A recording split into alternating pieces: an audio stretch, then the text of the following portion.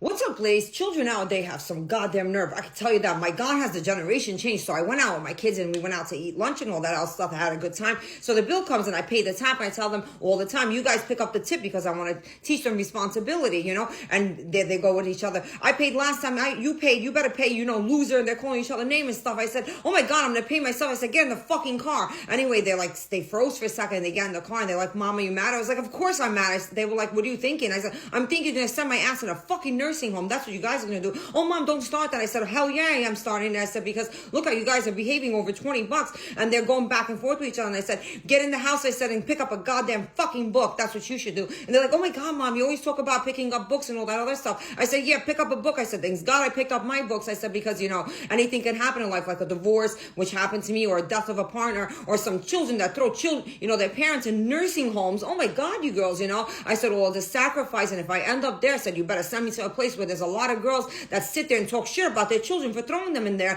And they're like, oh my God. And they're saying to each other, look what you just started. She's not going to stop for hours now. Oh my God, you guys. Anyway, they're probably hearing me, but I don't care. I pay the bills. I'm still the boss, baby. Anyway, you girls, until next time, I want you girls to go out there and pick up your books too, because you never know in life, you know what I mean? What's going to happen. This way you can take care of yourself and you don't need anyone in the end. Let's get it.